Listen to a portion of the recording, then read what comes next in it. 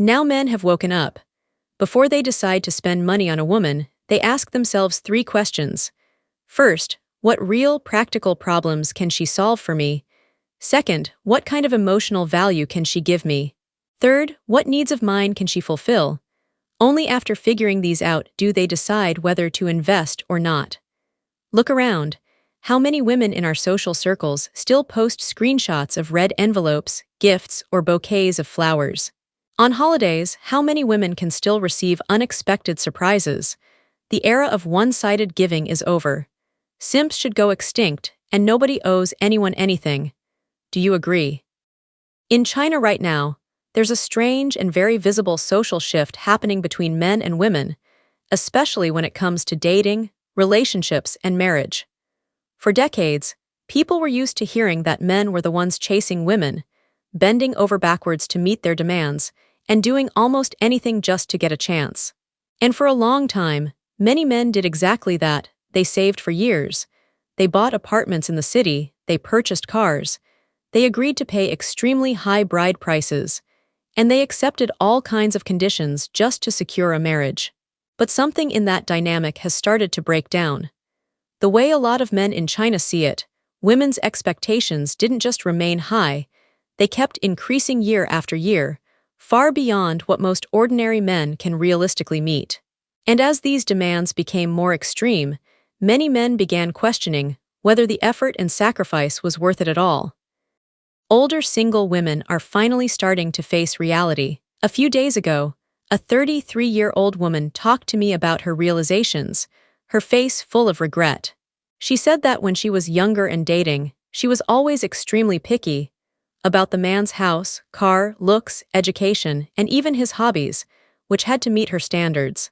But now that she's older, she's realized that the most important thing is finding a reliable person who's willing to get married and build a life together. Unfortunately, now it's her turn to be the one others are picky about. She sighed, saying that if only she hadn't set her standards so high a few years ago, things might have been different. What makes this even more striking is that China has a demographic imbalance. There are more men than women. In theory, this should give women the advantage they're in the minority, so men should be competing hard for them. And for many years, that's exactly what happened.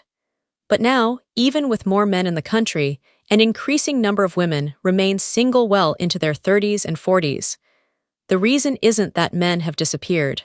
It's that a significant number of men have simply opted out of the game. They're not chasing anymore, not because they can't, but because they don't want to. This isn't just about a few bitter guys complaining online. It's a wider social trend that you can see in how many younger men are behaving. Some of these older women who can't get married really have only themselves to blame. The other day, I ran into a 36-year-old woman who told me, "Sister Meow, my requirements aren't high. As long as we like each other, that's enough." So I asked her, what if he doesn't have a car or a house? She rolled her eyes and said, "At this age and still no car or house? How useless would he have to be?" Then I asked, what if he's a little balding? Can you accept that? She said, no, if he's too ugly, forget it. I asked, what if he's a bit chubby? She said, if he doesn't like exercising, his health will definitely be bad in the future. Oh my goodness, so you're so-called, just liking each other means he has to have a car, a house, good looks, no baldness, no belly, and still pamper you. Where on earth are you going to find that? Looking for a partner like this, are you searching for a god? With these standards, I think you'll be single until the end of time. A big part of this comes down to what Chinese men describe as unrealistically high standards.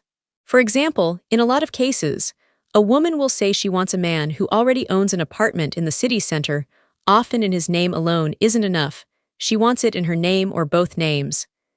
Has a car, earns a very high income, can provide financial stability for her family, and is also attractive, tall, fit, and romantic. Some women go even further, demanding that the man give her family large sums of money as part of the bride price. And we're not talking about small gifts, but sometimes hundreds of thousands of yuan, or even more. I feel so useless, such a loser. I've accomplished nothing, I'm good for nothing. I'm already 33, and the worst part is I'm still not putting in any effort. I have nothing, yet I want everything, wanting this, that, and more. It's really ridiculous. For years, a lot of men still tried to meet these standards, believing that was simply the price of finding a wife in China. Families would pour savings into buying apartments for their sons, sometimes even taking on debt, just so he could be considered marriage material. But over time, many men began realizing that even after meeting these requirements, the relationship might not be happy. Some men tell stories of wives refusing intimacy, demanding more money after marriage, or threatening divorce if they don't get what they want.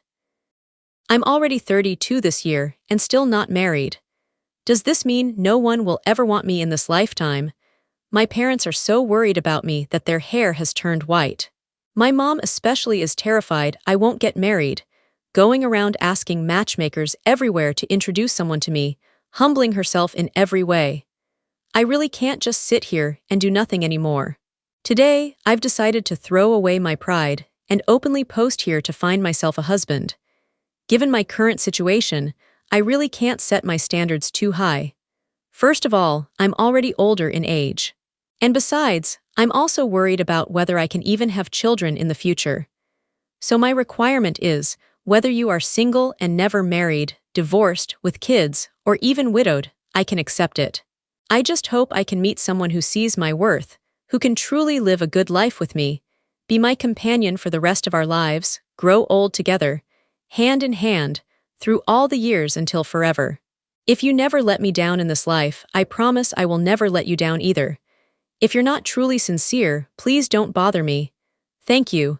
Heaven above, earth below, please bless me with a partner. Is that too much to ask? I'm just asking, is it possible or not? The phenomenon of a women's kingdom in today's dating and marriage market is spreading across the country. In first-tier cities, the ratio of men to women in matchmaking events is as high as 1:50. In Hangzhou, for the first time, matchmaking events have appeared where men participate for free while women have to pay, something almost unheard of. At these events, thousands of women waiting to get married eagerly look forward to meeting someone, but the number of men participating is extremely small. And even when a few men show up, they often leave halfway through with various excuses. In China, there are 159 million single men, about 30 million more than single women. So why has this gender imbalance appeared in the dating market? That's the topic we're talking about today. In recent years, the idea of men avoiding responsibility has spread widely online.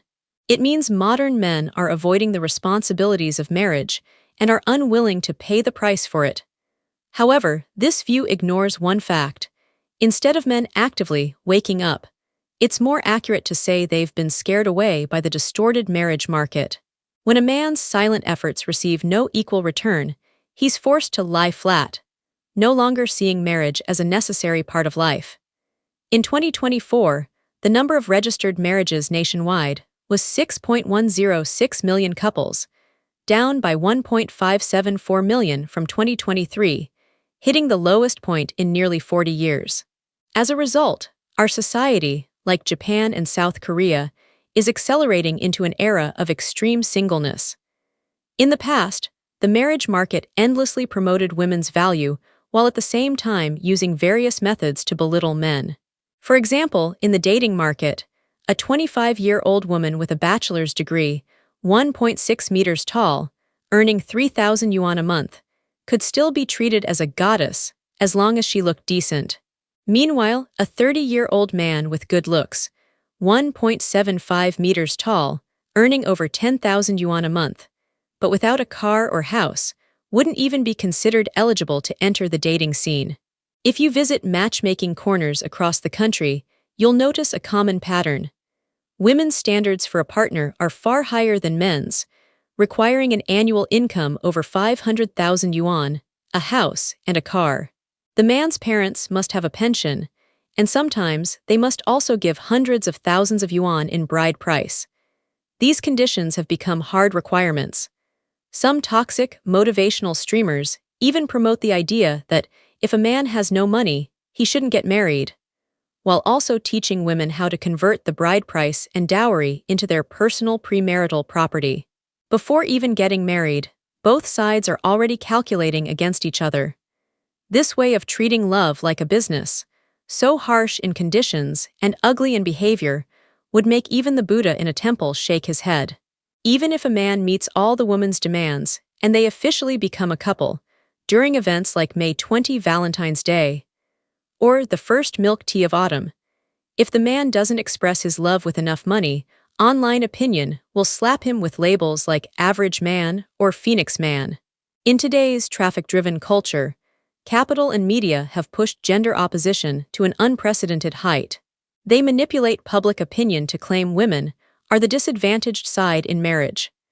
They say women have children only to pass on the man's family line, so the bride price cannot be reduced by a single cent. On top of that, the man must earn money at work, be romantic in life, and never miss gifts or surprises on holidays. Under this endless glorification of women by capital, more and more women's values have changed. Capital keeps emphasizing women's rights and obligations, but never mentions the responsibilities that come with them.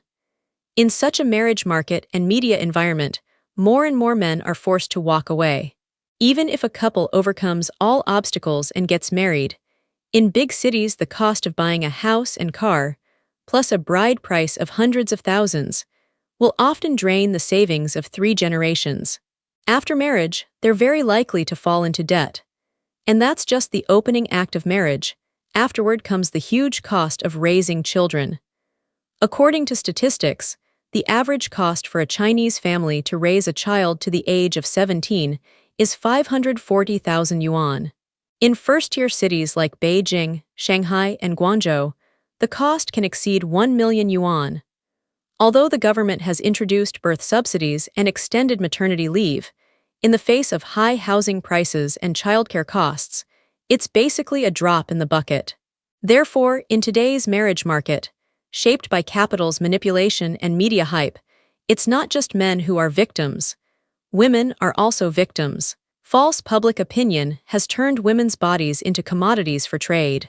What should have been love moving toward each other has become a business negotiation. If these distorted views on love and marriage are not stopped, in the near future men will completely walk away from the marriage market.